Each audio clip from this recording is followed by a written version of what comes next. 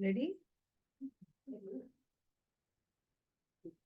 Om Shruti Smriti Purananam Alayam Karunalayam Namami Bhagavat Padam Shankaram Loka Shankaram Shankaram Shankaracharyam Keshavam Badarayanam Sutra Bhashya Krutau Vande Bhagavantau Punah Punah ईश्वरो गुरुरात्मेति मूर्तिभेदविभागिने व्योमवद्व्याप्तदेहाय दक्षिणामूर्तये नमः। ॐ सहना भवतु सहनौ भुनक्तु सह वीर्यं करवावहै तेजस्विनावधीतमस्तु मा विद्विषावहै। ॐ शान्ति शान्ति शान्तिः।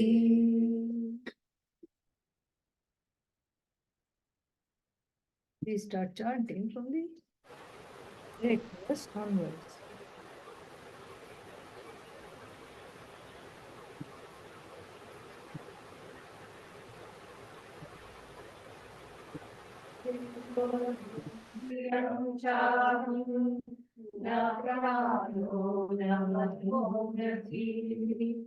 ममता परिरब्धत्वात् आक्रीडत्वादिदं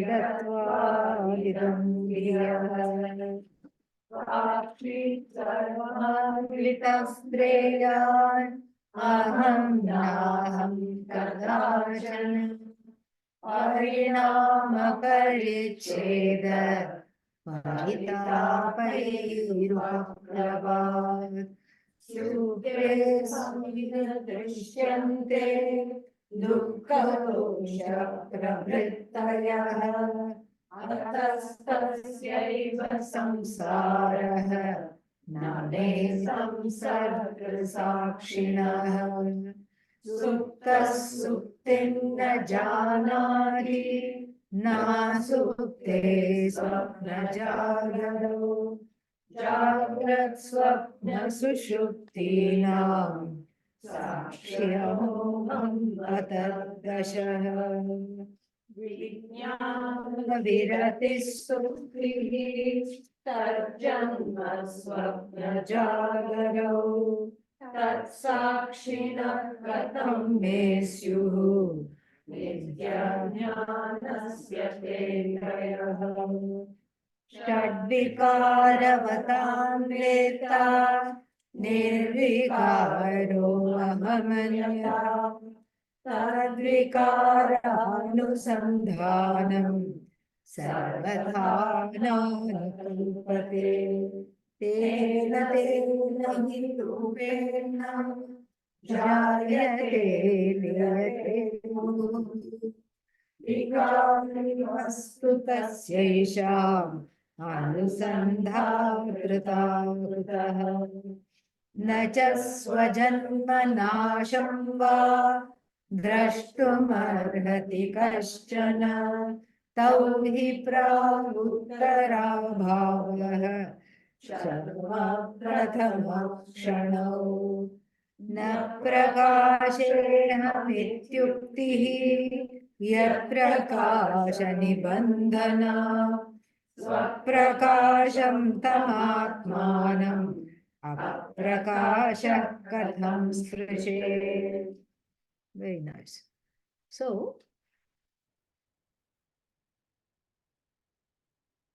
this we need to kind of bring things together from before we go to the 16th verse, from the last two verses. Nacha swajanmanasham va and tena hirupena. We have to bring a few things together. Okay. And because this is a different topic here, slightly different topic, from 16th and 17th verses are talking about the Anandamaya Kosha. Why is Anandamaya Kosha a, a locus of error? First of all, what is Anandamaya Kosha? Second, why is it a problem? All this will be talked about. And that's a slightly different topic because there is a reason why Annamaya, Pranamaya, body, saggy, baggy were discussed earlier. Now the turn of foggy will come now. Yeah. Yeah. So why it will come now? We'll talk about it later. Okay. Saggy, baggy means body, mind, prana, all these things. That was all dismissed. That was also said that this is to identify as the body is what? A mistake. To identify as the mind, mistake. To identify as the prana, another mistake. To identify as buddhi, one more mistake. Manaha buddhi. Then to identify as the karta, one more mistake. So this much was, what's that? These mistakes were removed and these mistakes were talked about as a logical corollary of ignorance. Now that ignorance itself is going to be examined, but before that, there is a mechanism that is here in verses, we can even include the verse number 13, 13, 14, 15. What was verse number 12? Can we include that as well? Vijnana Virati Suktihi Tajjanma. Yeah. From 12 to 15, we have a subtopic. And what is the subtopic from 12 to 15? Very, very topic is called Pratyabhigya. Pratyabhigya means the use of recall or memory. And that memory, which is experiential, becomes an extremely important tool, a pedagogical tool to show the continuity between the past and the present. Because there are many contentions, Buddhist and other contentions, that say that so there are two parts to this contention. One is there are many kinds of destructions and many kinds of origins and many kinds of what is that, absences, to which we say, and that was the one, we know that, what is that? The prior absence, the last minute of the prior absence of the pot is equal to non-existence, a prior non-existence. How is that different from posterior non-existent? No, that's completely different because the first minute after the destruction of the pot is called posterior non-existent. How are they different? Well, if you have to ask the question, then you clearly are not a Nayayika. Thank God. Okay, yeah. So then there are two other absences which are interrelated, mutually dependent absence. And then what else? Absolute absence, like the horns of a... Exactly. And these are all classic examples. And the Taittiriya Upanishad, uses these horns of the rabbit and takes it to a different level. So, to illustrate this non-existent, Adi Shankara says this. What does he say? That, oh, here comes a wonderful young man. He is so clean, just bathed. Where did he bathe? In the mirage waters, he has just bathed. Mrigatrishnam bhasi snataha. And his hair is adorned with a celestial flower that just dropped from the sky. Khe Pushpa Shekharaha. The one, Khe Pushpa is Shekharaha is a Bahubri. It's talking about the person, not the flower. The person who's adorned with a flower, celestial flower, whose sort we have never seen on earth, who is adorned by that, and whose, what is that, whose head is adorned by that. Then what else? Who is he?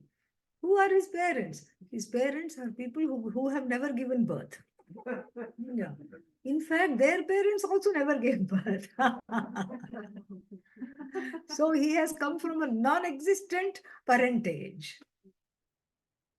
His mother is non-existent, his father is non-existent, but he has come from them. Yesho yati Vandhyaputra. Vandhyaputra means son of a woman who can never give birth. In fact, her mother also could not give birth. We can add that. Yesho yati Vandhyaputra.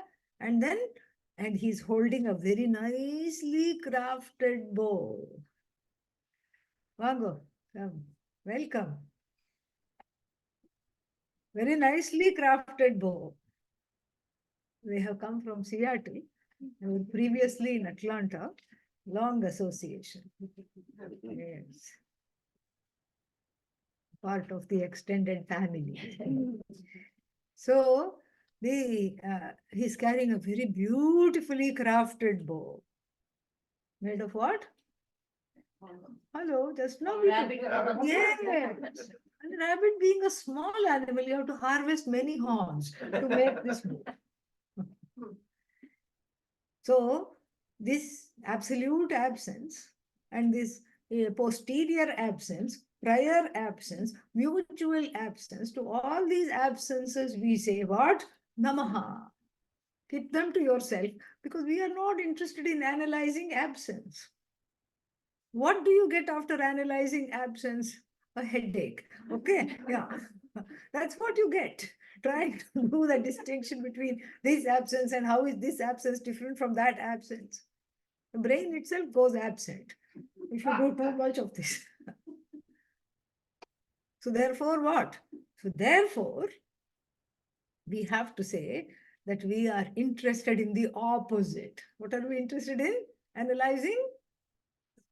I know. Why it's taking so long to say the absence? The opposite of absence is what? Presence. Yes. We're not interested in analyzing absence. What's the point? You just become sad, okay? Like, for example, if I started to analyze a totally absent from here chocolate cake, and I try to analyze how it is absent, why it is absent, then I'll become sad because it's not present. So we are not interested in the business of absence. What are we interested in? Presence. Because that presence is you, and that presence is it's going to be unfolded, is untouched by any absence. Every absence is noted by which presence. That is what I am. So that's the first point we have to see from. I'm just giving a recap of verses 12 to 15. So that's the first thing to understand. We are not interested. So this is what we have to tell politely to the logicians and all their cousin brothers and sisters, that we are not interested in absence. Because analyzing absence is not going to get you anywhere. In fact, that's the problem from the beginning. I feel an absence. I feel a lack. I don't feel enough. I feel a sense of want. Want is absence. Absence of this, that, or the other in my life. So analyzing absence only gives rise to dukkha, sorrow. Analyzing presence is much more fruitful. Why is it fruitful? It's fruitful because it gives you moksha. Because the nature of the presence is what? Satchidananda. That is what is the analysis. And so that is the first point. Then the second point is this argument called Pratyabhijna argument, where the pedagogical tool, as in memory here, Pratyabhijna means memory, is used to establish the continuous presence. So first we understood that we are not interested in absence. What is the topic we are interested in? Presence. Second, we analyze the nature of this presence. And even though the Shruti says Satchidananda is always present, the mind wants a proof. What does the mind want? Prove it to me. Prove it to me. And all you have to do is to show that person their childhood photograph. Here is the proof. Who is this? Me. Do you remember when this photo was taken? No. But still I know it's me. Do you remember what happened when you were 4? Yes, I remember. I remember playing with my friends. I remember getting this for my birthday. I remember going to the temple. I remember getting lost in a mela, in a fair, a common affair in India.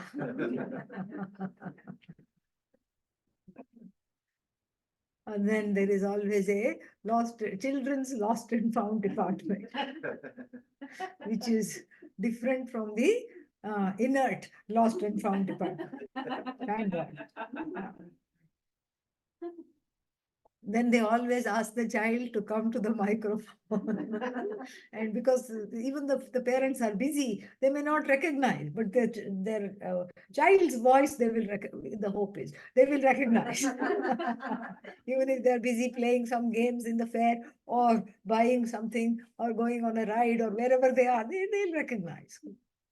And the child always will say, my parents are lost because I'm right here. I'm not missing. My parents are missing. This is Vedanta, really. Because I'm never missing. This is so fascinating. And we all laugh, oh, the child doesn't know. The child does know. The child says, I'm not missing. I'm not lost. I'm right here. It's the parents who are lost. And so this is the Pratyabhijna argument. It's also called on a relative level Soham argument. Soham means what?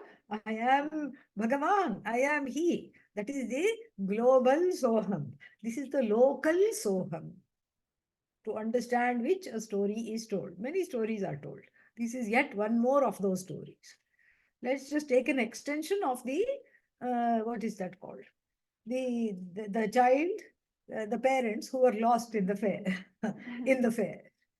Let's say, unfortunately, they did the child and the parents never united, and the toddler, 2-3-year-old, was taken home by somebody, adopted on the spot, and raised in another household. 18 years later, then suddenly there is a union. Suddenly there is a union. This is actually a real story. This happened. So from the neighboring village, so this girl was lost in the fair and was raised by this particular village people. Because in those days, there is no papers, there is no adoption, nothing. You like a child, it doesn't have a home, you take it home. Finished. End of story. It's so simple. So simple, so easy. You ask it, beta, you want to come home with us? Sure, it will say, because it also needs to survive. Okay. Many people have been raised like this in the earlier generation. There's no paperwork, there is no reporting. They reported. And in fact, the police is also very chill about this. To go to the police station with a crying child and they say, well, if you can give it a home, give it a home. Who will go looking for this? You know, this is the rural police in those days. So the child grew up with this family. This is a story that Swamiji tells. And then the parents started looking for an alliance for her because now she was 21, 22 of marriageable age. And then so they said, okay, let us see. And then a wonderful alliance came from the neighboring village. And then and the parents of the prospective groom and the groom himself, they came to meet the prospective bride and the foster parents. So being honest people, they just, when they were conversing about their daughter, they said, we want to let you know that this, we love her more than our own daughter. She's very beloved to us and we have raised her since she was 2, but she's not our biological daughter. In the interests of full disclosure, she's not our biological daughter. In fact, she was lost in the fair when she was 2 or 3, and then we took her home. And as this story is being told, the parents of the groom are getting really agitated and white as sheets. They are just so pale and white. And they're looking at each other, very upset, and but at the same time very joyous. And so then they said, "Do you have a mole behind your neck?" Yes, she showed them there is a mole behind my neck. And then they said, "You are our long lost daughter. This cannot be your husband because this is your brother." So like this, you see, this is so then that child, you know, that child, that child, Sa Balika, that child, which was lost in the fair. So that Desha Kala Vishishta Balika, that child conditioned by, exemplified by, belonging to that place and that time and that fair and that particular year is indeed what? This girl sitting in front of us. So, so I am here, you know. Sa iyam, yeah, because it's feminine. Sa iyam balika. Taddesha vishishta, taddesha kala vishishta bala, sa iyam bala. And always, in English also, the words, the prepositions this and that cannot be used in the same sentence to refer to the same object. Can I say, for example, this flower is that flower? No, it doesn't make any sense. This flower cannot be that flower. So, that is a preposition used to cognize things away from oneself in space or in time. Very good. That is a preposition used to cognize things away from oneself in place and time, space and time. This is a very important argument. This is a preposition used to cognize something which is right here, right now. But we have many so ayam, sa iyam moments. The long lost daughter, that child which was lost in the fair, that conditioned by that place, that time, that child is in fact this young woman sitting in front of us. Sa iyam. That one is this. So that and this is what? Pratyabhijna. This is what it is. There also memory is there. That's why birthmark. That's why, even though the child doesn't remember she was lost and all anymore, parents remember. And the parents have a way of verifying that this is indeed our daughter. And so why is this Pratyabhijna argument? We saw the Drishtanta, we saw an example, but what is the Darshtanta? What is it that is actually exemplified by this? Now we have to see. What does this example show us? What does this example tell us? So like if we take verse number, yeah, so we can take number verse 12 and 13. So we can see that, that the one who is the knower of sleep, for example, or the one who is the knower, even better, verse 13, the one who is the knower of the 6 modifications. Of course, we can't know the 6th modification in the same way as we know the other 5. So why? Because what is the 6th modification? Exactly. So, but the other, the one who is the witness of the 5 modifications, this is all experience based. That one says, I used to be so strong. Look at me now. I used to be so happy. Look at me now. Or I had a terrible childhood, but my adulthood is much better. So this way, there is that continuity. This is exactly what is what is talked about in the Dakshinamurti Stotram also. राहुग्रस्त दिवाकरेन्दु सदृशो माया समाच्छादनात् सन्मात्रः करणोपसंहरणतो यो भूत् सुषुप्तः पुमान् प्रागस्वाप्समिति प्रबोधसमये यः प्रत्यभिज्ञायते तस्मै श्रीगुरुमूर्तये नमः इदं श्रीदक्षिणामूर्तये प्राग aswapsam, before I slept.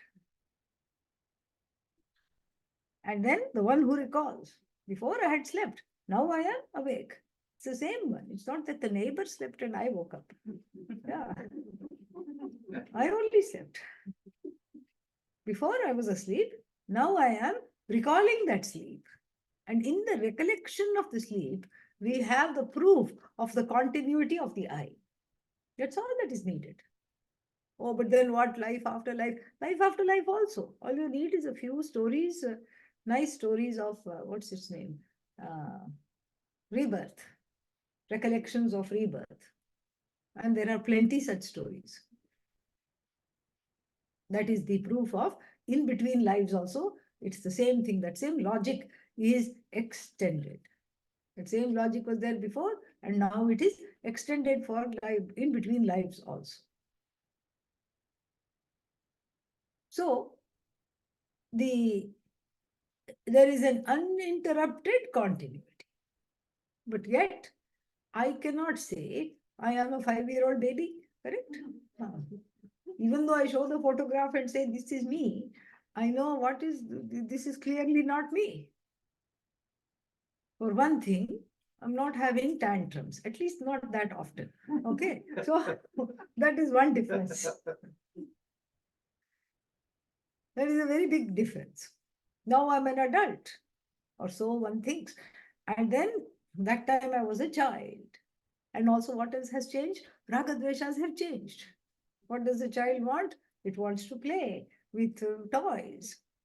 Now those toys, I don't require those toys to keep me in a good mood. Because I have other toys, like smartphone. That's my toy. Expensive toys. Toys have become very expensive. Before I would be happy with a simple toy car, just running it around in circles. That too with a hand, not even battery operated, nothing fancy. In rural India, people are happy. Children are happy playing with a big stick and a small stick. And that one they keep, throwing in the air and hitting it with a stick.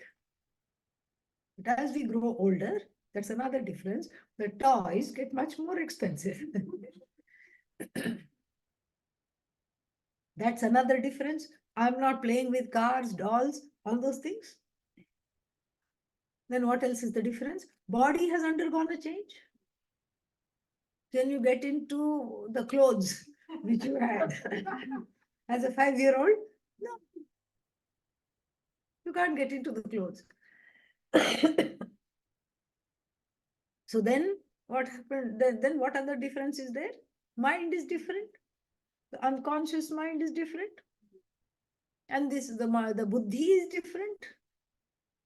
You try to tell the 5-year-old, you cannot go to your friend's house and play because your friend has chicken pox. Try to make it understand. You cannot.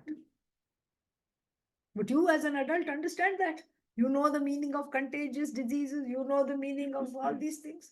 You know how to protect yourself. You know how to not put yourself in this kind of a thing.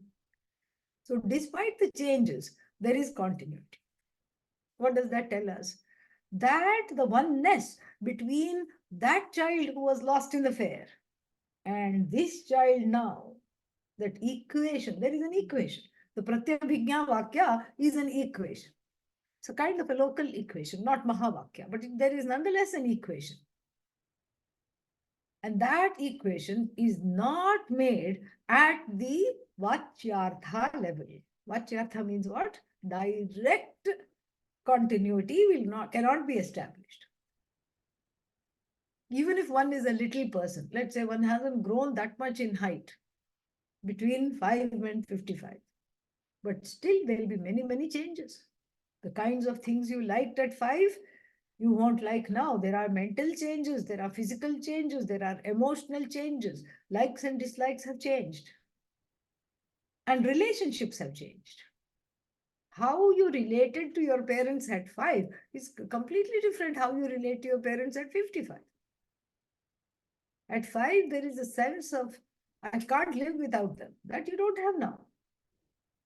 And so this way, there are many, many, many changes. So you cannot say, I am that child that was, when you say, I am that child that was lost in the fair, or I am this child in the photograph, this 5-year-old in the photograph, the equation is not made on the surface. Vachyartha. It's not an immediate equation like that. It's an implied equation. Lakshyartha. By implication, it's the same I. The same I was in that body, in this baby body. Now it is in what kind of a body? Saggy, baggy body. Yeah, sagging. Same I. The I hasn't changed. And if we try to make an equation between that body and that mind and this mind, and that child and this adult directly, it will not work. So the equation between the 2-year-old and the 22-year-old is at the level of Lakshya, by implication. The continuity is established by implication. And another important thing to know here is that this continuity is to show that despite all the changes, I am one and the same. Oh, but you just said the mind of the 5-year-old is not the same as the 25-year-old. True, but we are not talking of mind. We're talking of the truth of the mind. We are talking of that light of all lights that lights up the mind, that lights up the body, that lights up the thoughts, that lights up the senses.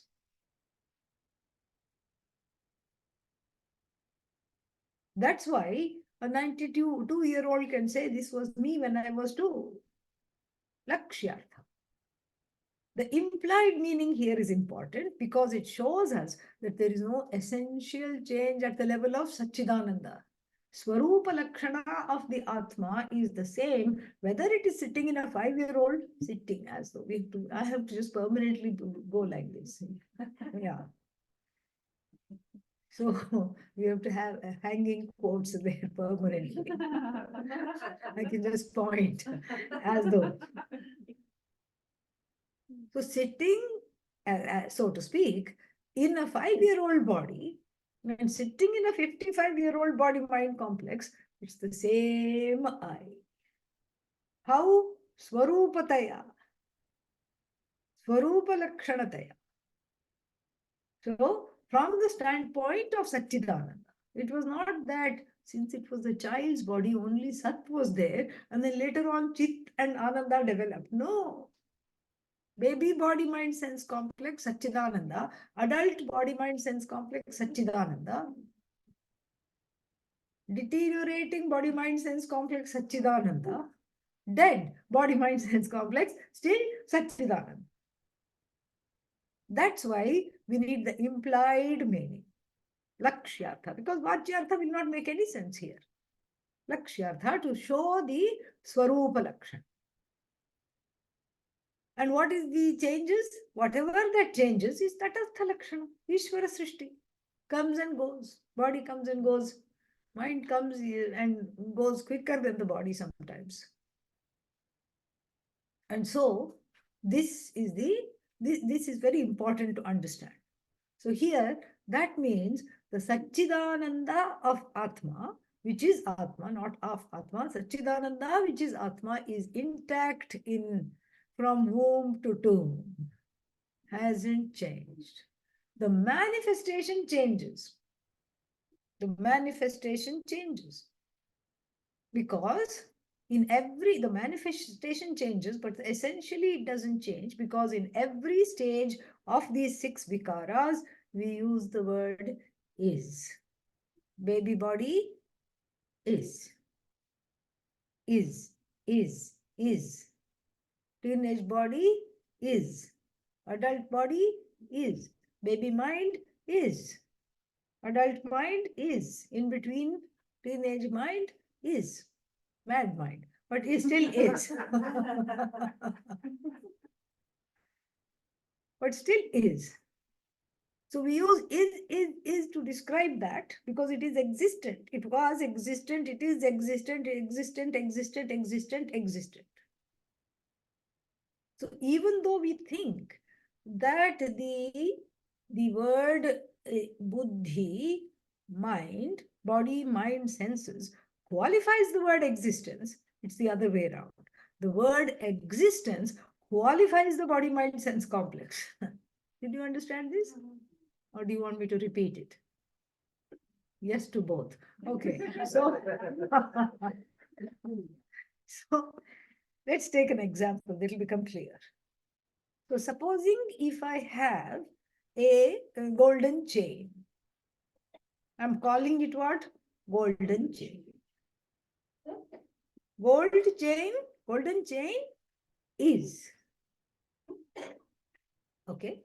So when I say golden chain is, what am I recognizing?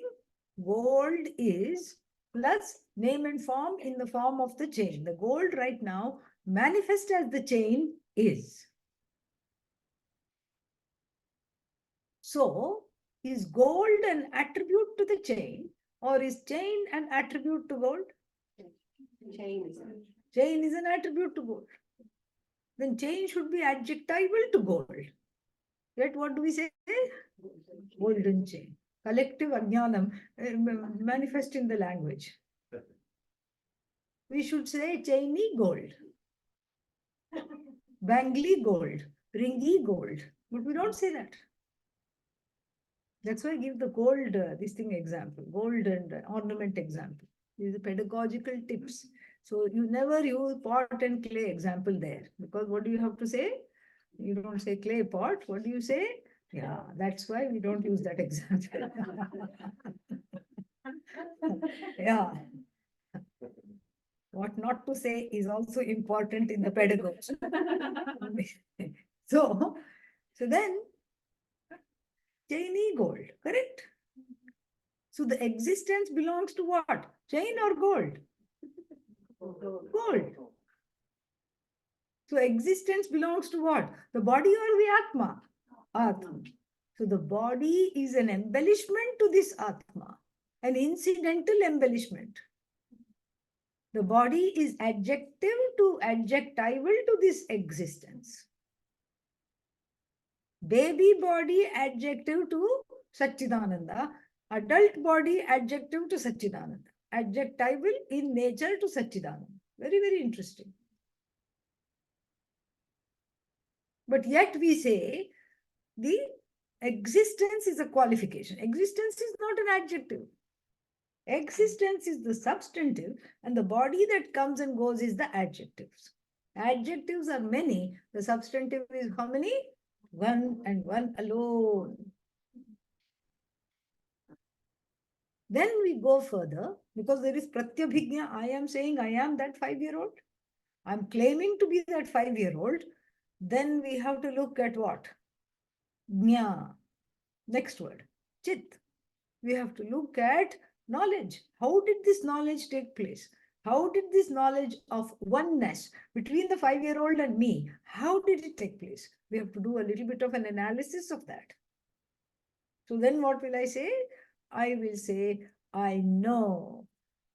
Because I remember knowing, meaning being self-aware at 5. At 5, I had a few emotions.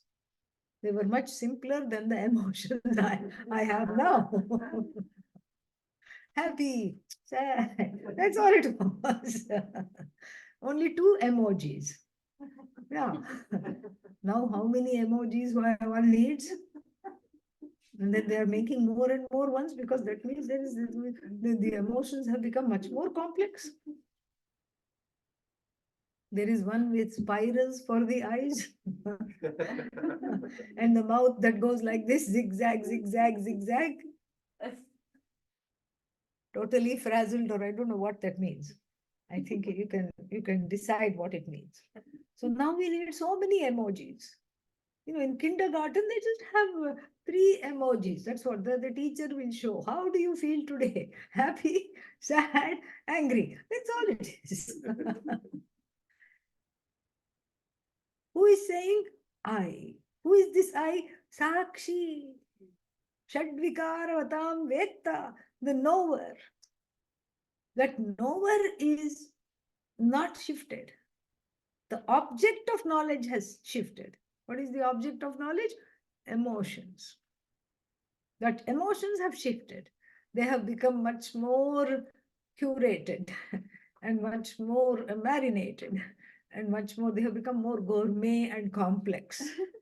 Before they were just simple ingredients, happy, happy, sad, angry. That's all.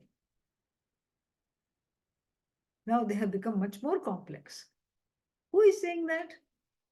The one that is the witness, the knower of the emotions. The emotions themselves are the object of which knowledge? That knowledge is continuous. Because I remember having certain emotions as a 5-year-old. So that is continuous.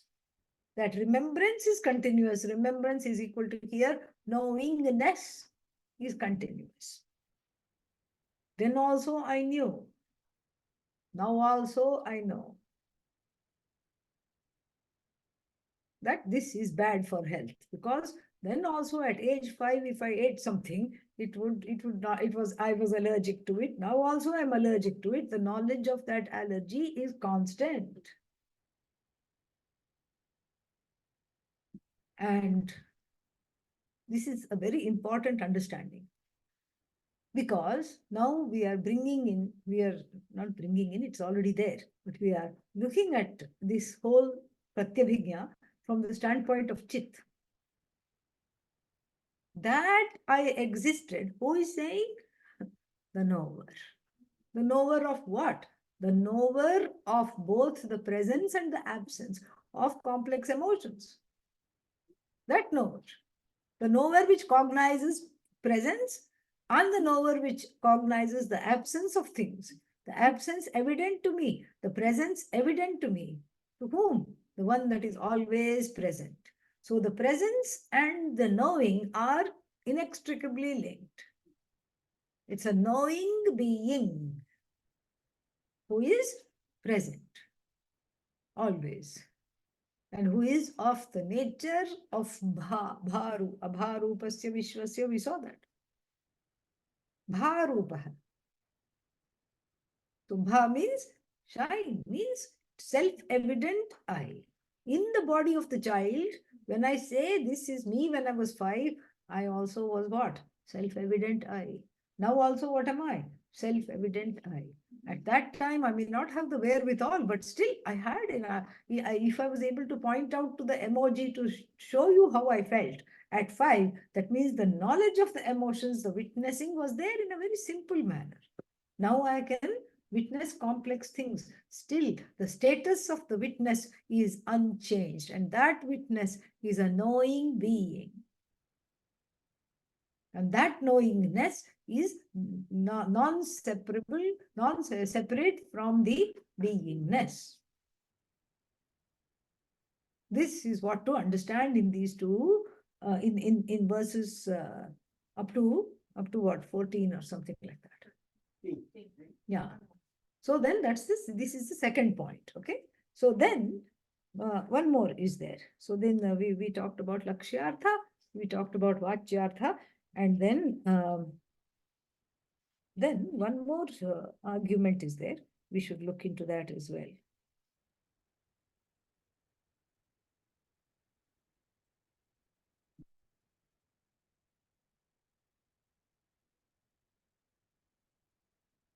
Where did that go? Yeah, in verse number 15 it will come. Okay. So one cannot be the witness of, speaking of witnessing, One is not a witness of one's own birth. Correct? And one is not a witness of one's own death. So why is this a big deal? Why do we have to even discuss that one is not um, a witness of one's own birth or death? Because because that means what? There is no absence. That's really what it is. This is exactly why we have to discuss it. Because according to the logicians, from where this argument is taken place, there are four kinds of absences. Prior absence, posterior non-existence, prior non-existence, and then mutual non-existence, and then absolute non-existence. We say there is no non-existence.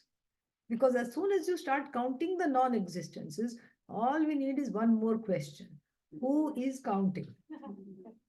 Me, the great. Are you present or not? Let me find out by asking a few people in the room. Do you need to do that? No. I know I am because I can count. But the logicians are not convinced. One joke Pujya Swamiji used to tell. This man had some kind of it's a made-up story. One man had some kind of a terrible complex. Maybe it's a disease. I don't know, some syndrome, where he thought he was dead. I'm dead. No, you're alive. You just had a big meal. No, I'm dead. But as you're saying that you're drinking coffee, I'm still dead. His friends were sick of him. He's keeping on saying, I'm dead, I'm dead. After a while, they started to wish that for him because they could not tolerate him. We wish you were dead, but you're not. No, I'm really dead. You don't understand. I'm really dead. I'm gone. So then one friend got fed up. And so what did that fellow do? That fellow took a little pin and pricked him. Ow, what did you do that for? A little bit of blood came. You see? You're bleeding. And you feel the pain. That means you are alive. And this man who had the dead person syndrome disease happened to be a logician. Yeah. I saved the best for last. Happened to be a Nayayika. And he said, not necessarily that proves I'm alive. It only proves that dead men can also bleed. So you can't convince them. It's a waste of time to enter into a conversation with them. It's a totally waste of time. Because there is no pramana. They don't believe in pramana. They don't want to go from one sense of understanding to another. They don't believe in the Shastra as having the power to transform me. They don't give it that even a little bit. So that means what? They don't know the spelling of Shraddha. They have no idea. There is no reverence. There is no bhakti. There is no receptivity. And since there is no receptivity, they will not receive even if you give them. If you give them, they will take it apart, analyze it, and then walk away. That's what they will do. So therefore, for them and those, them means where are they? They're hidden inside of us. Okay, yeah. All these Purva Pakshis and all these varieties of people that we criticize, we are not interested in criticizing somebody outside. These kinds of doubters, the quintessential doubters are within us in a way, within ourselves. So here, you can't convince them. So the best thing you can do is use their own argument against them, like a judo move. So if you've seen some cartoons, this tiny judo master will come, and this big, huge fellow, 6-footer is there. And then the tiny fellow bows, and the other one also bows. And not knowing the culture of martial arts, he doesn't know how many times to bow. This person keeps on bowing, that person also keeps on bowing. And then this person approaches, that person also approaches. And the small fellow holds out the hand. So, oh, after bowing, we shake hands. Oh, very nice. This is interfaith. Okay. Yes. That was... he gives the hand. And using that fellow's own strength, before even he can breathe, before he can even blink, that fellow is on the floor flat behind this fellow. The tiny fellow has just gone off. Very polite. Thank you. So sorry. Please. So this is exactly what we can do, is use the strength of their own arguments like a martial arts move and put them down with their own strength. You don't get a little, what should I say, injury because you lifted this person. You use their own strength to lift them up and then lift them overhead and then just cast them off. Simple. So here also, that same argument is being used. And what is that argument? That you say that you cannot witness the birth and you cannot witness the birth and you cannot witness the death. You say that. But really speaking, the consciousness which is there has continuity. Why? Because we don't deal in the absence. This is how we began the talk today. We deal only with what?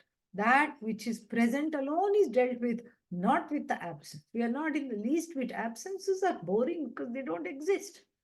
Why simply talk about things that don't exist? So we only deal with presence. And that presence which is demonstrable through self-awareness, self-existence, self-evidence, and also through memory. So that's how we know it is timeless, not time-bound. Because everything that is time-bound, I am the witness of all that is there that is time-bound. And so therefore, I know that I am timeless. That's the thing. Now let us look at 16 in a little more detail. Na prakashe aham iti uktihi. Iti uktihi. Na prakashe is within quotes. I do not know. Prakashe, like Atmanepada, like labhe. So prakashe, prakashavahe, prakashamahe. Let present tense. So prakashe, na prakashe. Don't think prakasha and it's seventh case. No, it is a verb. Na prakashe aham. I do not know. Iti uktihi. This kind of a statement. Ukti means statement. This kind of a statement depends on which kind of light of consciousness, yat prakasha nibandhana. Nibandhana means dependence on, which dependent upon. Dependent upon which kind of light of consciousness, that is the self-shining self. Svaprakasham Atma. That is Svaprakasha Atma. Tam Atmanam Aprakasha. Aprakasha means what? The ignorance cannot touch. Ignorance cannot touch. Because I do not know. Who says? The one who knows says. So here, verses 16 and 17 take up the Anandamaya Kosha. Anandamaya Kosha is Karana Avachinnaha. Karana Sharira Avachinnaha means conditioned by we have Sharira Trayam, three kinds of bodies. Quick, what are they? Sthula, Sukshma, Karana. Sthula we can see. With this body, I can objectify. Sukshma, mind, etc., which are difficult to objectify. Karana. What is Karana Shariram? Ignorance. Ignorance is the causal body. Because that's the cause of the body. This is how to remember. Otherwise, Karana Sharira can throw you on a loop. Causal body means what? It doesn't mean anything. Cause of birth. That is what is the... See, one is born because of ignorance. If ignorance was not there, there would be no birth. So the causal body means the cause of this birth. That is the body. So the causal body means what? Ignorance. What kind of ignorance? Ignorance of self. And also you can say any kind of ignorance. That's also part of the causal body. But here the cause of the birth means self-ignorance is what is being talked about. So now, in sleep, sleep is characterized by ignorance. That's why I say when I wake up, Sukhamaham aswapsam nakinchid avedisham. I slept so well that I did not know anything. I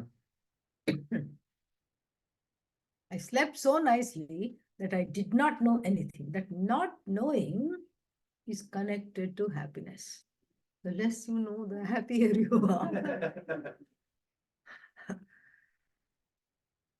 Even in the world of everyday affairs. Less you know. Oh, what about this person? How are they? What makes them tick? Don't find out. Less you know, the happier you are. That's why ignorance is bliss. Ignorance of ignorance is bliss, actually. Ignorance itself is not bliss. If I know I don't know, I just want to know immediately. I want to Google something badly. So I have to know. I can't remember the movie, and I'm in this conversation about that movie. I can't remember the restaurant, and I want to tell these people where to go. And then so I can't stand it. I have to find out. But if I don't know that I don't know, I'm happy. Correct? That's why in sleep there is Atma Ajnanam or not? Yes. But the Atma Ajnanam in sleep is not doing anything to me except adding to my happiness. I don't know that I don't know. And then that means it's a wonderful place. Don't wake me up. Let me be asleep. Because sleep, that's why it is happiness. Because everything goes to its cause, which is Satchidananda Atma. The mind, the body, everything just retracts and goes back to Satchidananda. And I am one with Satchidananda. There is no complaining Jiva there. Complaining Jiva also is at rest. It's almost like the goddess of sleep, has a gag, What does she do? She gags the Ahankara in sleep. You, you just keep quiet. You're not going to speak. So the Ahankara doesn't complain. Ahankara also is reduced to its causal status, and the mind goes back to the cause. Everything goes back to the cause just because, and then there is nobody to complain. And there is nothing to complain about. There is no complainer, which is the what? The agent, and there is no object for complaint either. And there's no mechanism of complaint. All three are resolved in Satchidananda. That's why this is Ananda. But then it is Ananda Vikara. Vikara means what? Modification. Why? We'll find out in the next class. Om Purnamadav Purnamidam Purnat Purnamudachyate Purnasya Purnamadaya Purnamevavashishyate Om Shanti Shanti Shanti Harihi Om Shri Gurubhyo Namaha Harihi Om.